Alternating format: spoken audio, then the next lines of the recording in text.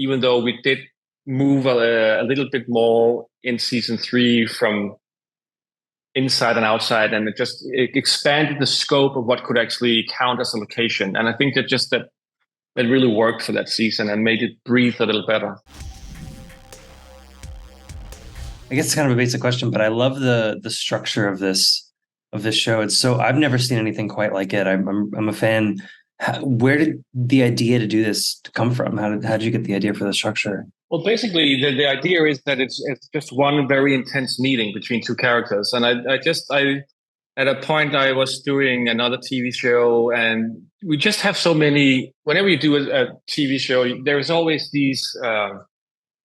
I wouldn't call them compromises, but these need to have scenes that are set up scenes for different scenes. So you basically end up doing stuff that you don't really want to do, but you have to do it because it's a setup for something further down the line. Obviously, you can do those scenes in a more elegant way, and you can do all kind of tricks, but you still often end up in a situation where you're actually doing stuff you would prefer not to do, but you need it down the line in the storyline. So I was just thinking, could we in any way do a show where we sort of take away all the unnecessary ornamentation and just focus on what's really great and just elaborate on what is great, which is basically the interaction and the meeting between two great characters. And from there on, I just tried. Well, it's always nice if it's wrapped up in some kind of mystery case, right? If somebody's been killed, that just gives you a lot of, with the streamers or the broadcasters, it just gives you a lot of headroom to do other kind of stuff. So basically, in my show, it's a lot about parents and secrets and all kind of stuff. But you have this drive because you're also trying to solve a mystery. I mean, just from an outsider, like it almost feels like every episode is a play in a way because it's so dialogue driven and it's so about the performances. Did that make it more difficult maybe to cast than some of your other shows? Because I imagine the workload for an actor is crazy. Yeah, the way we do it is very strenuous on the actors. I think that's also where they like it. So I really had the fortunate of getting access to basically all the greatest actors we have in Denmark and also in Scandinavia. So I really have only A-list actors in every single episode. And I think one of the reasons is that it's so condensed that they didn't have to take a lot of time out. So it's not like the commitment for a whole TV series or even an ordinary episode. We could do everything in a week. We would shoot very efficiently and very concise. But I think also, obviously, I've done everything I could so it doesn't feel like a play. It doesn't feel stale. It doesn't feel like an old David Mamet movie, even though he writes beautifully. Some of those movies, did feel a little, tedious. But I think that's obviously one of the drivers for the actors was that it did give them sort of a nostalgia feeling of being back on the stage, of having that the whole everything is involved. Isn't it cut up? So it has this idea of you entering a scene and you can play it full out, which just makes a lot of small interaction differently when you don't cut it up into different small scenes. And in some of these episodes, we could actually at the last day of shooting, because now they were so into the scenery and the photographers, everybody know the positions of the different where the places of dialogue takes place. So we would actually do run-throughs that would be the entire episode, which would not sometimes run for 30 or 35 minutes. Obviously, there were more dialogue that would end up in the show. So we would have one or two run-throughs that would be 30, 35 minutes where you would play the whole episode in one. And that would be really like a marathon, very exhausting, but also very fulfilling. And I think that's one of the things that drove some of the actors to say that they wanted to try this format. I know like this third season is kind of standalone in a way, and then each episode is so unique and so very much itself. Is there a challenge as either a writer or director to make sure that things don't feel too fragmented? Like it's still kind of cohesive? I would say within the different seasons, the 3 seasons, they all evolve around the same mystery. But I try to recap sort of the main essence of it. So there's sort of standalone seasons, but obviously it should hopefully be a little more fulfilling to see them all combined. And there are throwbacks to the old seasons, and especially season 1 and 2 is in dialogue because it's the husband and the wife to the dead daughter. But yeah, that's definitely how one of the great issues is also how can we get the main character to get personally into each episode. Doesn't in an ordinary detective story, you would have the detective. He might have some kind of relevance, he might have some connection with the crime that needs to be solved, but mostly he will be solving somebody else's case. You know, it's distant from him, and he will meet up with people that he doesn't really know.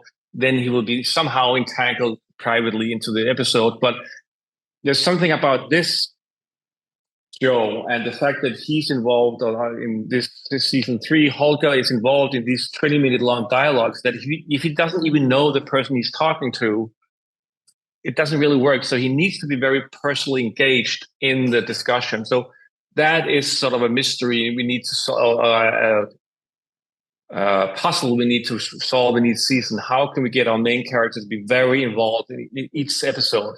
In different ways, of course. You can only have that many cousins or brothers or sisters, but but he needs to be involved somehow. And so we do a lot of tricks and trades so he can, in different ways, have different angles into the main suspect that he's interrogating or have this face-to-face meeting with. Well, he's only the main character in season 3. So we see him in a glimpse in season 1. So for each season, there's a new main character. In season 1, it's Björn.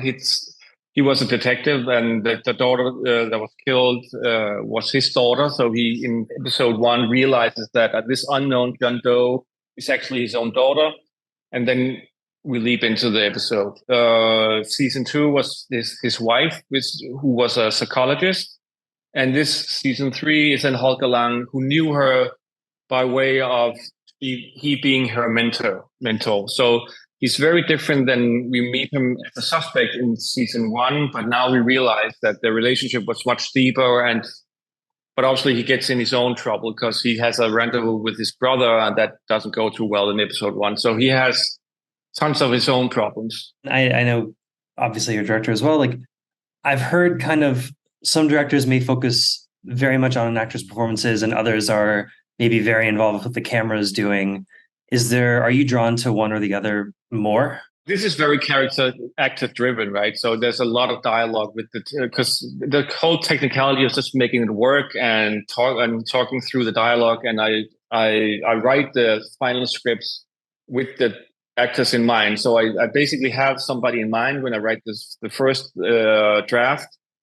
I wrote this with Lars, and I've already pitched to him. Well, I hope it's going to be this actor, but that could be in some incidents it doesn't all work out. So another actor will actually take the role, and then in the final shooting script, I'll make it sure that it really works with that specific actor in mind.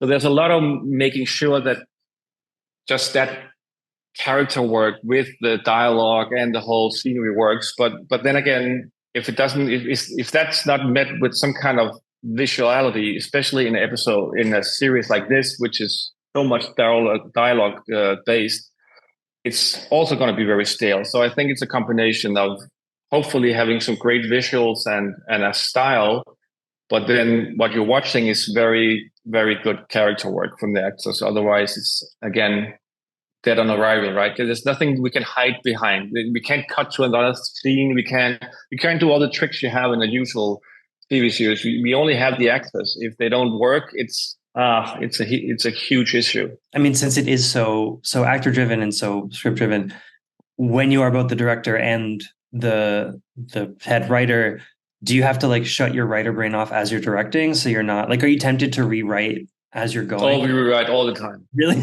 On set, yeah. But there's a limit. And the limit is that the main actor has so many scripts in mind that in each and every season, they went insane if I rewrote too much. Because, I mean, they can't keep track of it. So they would say, cut it. I can't have any more words in my mind.